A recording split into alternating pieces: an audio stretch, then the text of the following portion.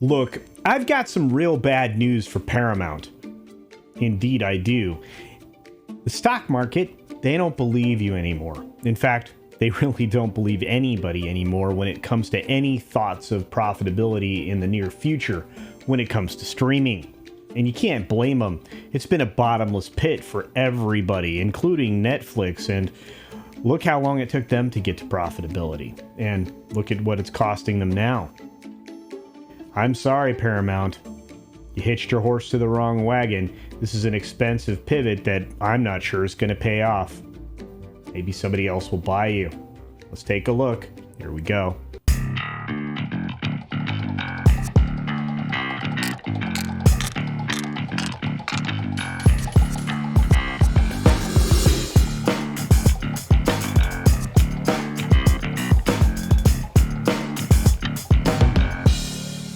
So the reaction to Paramount's first quarter was, well, it was not very excited. Let's put it in those terms. Their streaming sub growth doesn't buoy investors. And let me tell you, it's coming from all sides. Doesn't matter if it's entertainment rag, like the article we're looking at right now, Variety, or it's coming from the financial papers, which we'll look at a Barron's article in a moment. Nobody believes that this is going to turn the corner for Paramount. And I honestly believe it's not going to turn the corner for a lot of these studios, but hey, we'll find out. At this point in the first quarter earnings season, it's safe to say investors have been tougher than ever on media stocks. It's no different for Paramount Global following its earnings announcement, and shares of the media giant sank as much as 7% as of Tuesday morning. And even as the broader market rose higher, they still didn't perform very well even today. In fact, if you look at these charts, it shows that even the league leader, Netflix, at $221.6 million, they're, as they'd already told you, are anticipating losing at least 2 million subscribers in the next quarter. Disney is using a lot of shaky math to get to 196.4 million subscribers across all three of their streaming services, whether it's Disney Plus, Hulu, or, of course, ESPN, which I think it's hard to say those are really regular paying subs. I think that there's a lot of deals in there that are about to go away, and I think you're going to start seeing evaporation in Disney's subscribers in August. Can't wait for that churn number. Paramount, of course, is sitting there in third place at 62.4 million. Now that takes into account a lot of factors, including obviously Showtime, and they lost ground in the linear television side of things with Showtime and other network properties that they own, and ad revenue's gone down. Now, I do have an article that talks about ad revenue going up on streaming, so maybe they pivot to a more ad-driven platform. Hard to say. I know that with their Pluto TV package, it makes a pretty decent chunk of change, and maybe they should lean further into that, but we'll continue on here. As you can see here, Discovery is not that far behind at 24 million, and those numbers are likely to go up in combined numbers going forward with, well, obviously HBO Max, because you have like 45.1 million over there, which with Discovery and its growth, HBO Max and its growth, the potential for a platform that will combine ads in different tiers, you're going to see that thing jump well beyond Paramount and on its way to catching Disney. And they have a lot of reasons to get excited. They have a lot of content now Disney just can't compete with. But as I said, there's a lot of different deals that come along with these services. You have a lot of telecom deals, cell phones. They actually will partner with one of these streaming services and offer those services for free. That deal usually gets extended and customers can maybe benefit from that. Again, all of these services do leverage these deals, whether they be temporary or long-term, and try to include those in ways that I still think are disingenuous, but that couldn't be farther from the point. Nobody believes Paramount is going to be, well, able to be profitable when it comes to the streaming business, and the article kind of goes to point this out. Backish, who's the CEO over there at Paramount, much like other media CEOs this earnings season, took a small moment to throw shade at rival Netflix, which I guess dancing on your opponent's grave, even though you're dying of poison yourself, seems a little silly. They're all doing it. They actually boasted that Paramount had differentiated playbook with their free ad-supported and subscription services, resulting in dual revenue streams. Again, I mean, it's something they need to lean further into, in my opinion. And while it's certainly true, according to this article, unfortunately, investors seem to only care about profit. And let me tell you, that's a welcome focus. It's been a long time.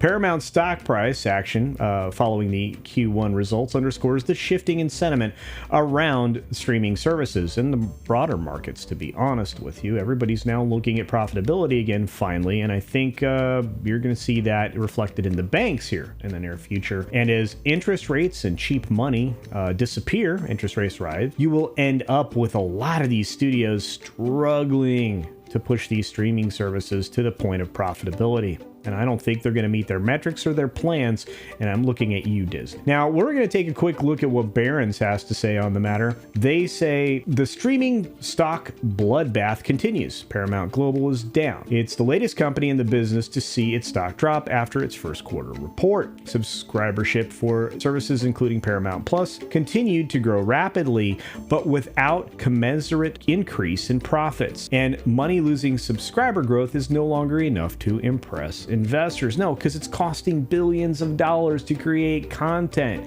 which is weird because Paramount does boatloads of it for free. The market's preference right now is at direct odds with Paramount's strategy for years of planned streaming losses in pursuit of subscriber growth, which management promises will lead to profitable at-scale streaming business in the future. When is that future? Fierce competition from peers and tech giants is leaving little room for mistakes when it comes to that strategy. I'm adding that myself. And Paramount is executing on a differentiated playbook for a diversified entertainment company and building a financially attractive business with healthy long-term margins. That was a quote from CEO Bob Bakish, and that word salad translates into, we're going to continue on with this strategy that may not generate a whole lot of profits. I'm not sure investors wanted to hear that. The company's earnings release showed first quarter revenue was down 1% year over year. Wow, that's crazy. It's about 7.3 billion, about 100 million short of the Wall Street consensus, what they expected. They expected 7.4.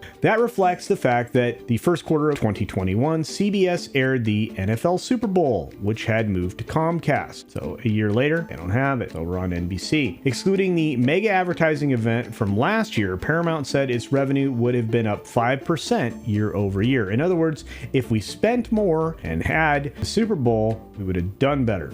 But Paramount, of course, changed their name, and we've talked about this at length. And you can see from this chart that they call buffering, streaming stocks have tumbled as Wall Street has soured on the business model. And you can see, I mean, look at the fall for Netflix, substantial. Look at what's even happening with Warner Brothers Discovery while they have returned to bouncing back. Nobody's believing in Disney right now. It's a steady decline. And you have, of course, Paramount trying to walk the line in between all of them. Paramount's total streaming related revenue from subscriptions and advertising were nearly 1.1 billion in the first quarter. That's pretty decent. It's up 82% from a year earlier. That's really good.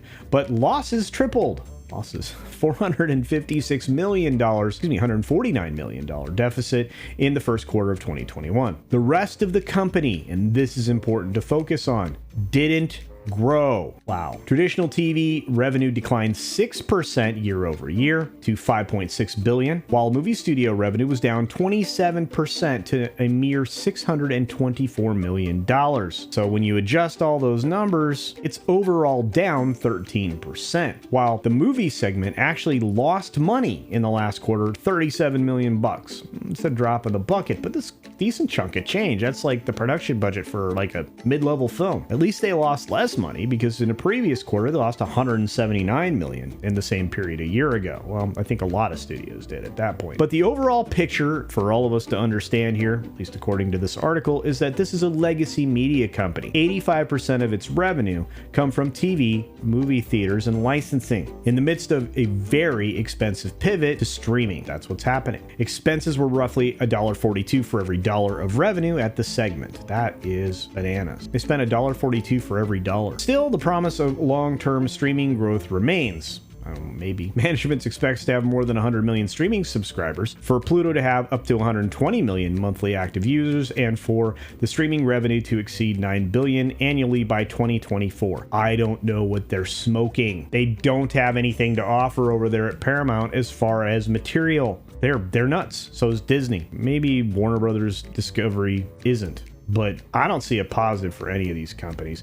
You know, largely all of these media companies are down. Tech is not exactly, you know, winning the day when it comes to these streaming services either. And I think Amazon, which I have another video coming out about later this week, actually I guess tomorrow technically, you're going to see they've made some missteps as well, and tomorrow's is going to be egregiously funny.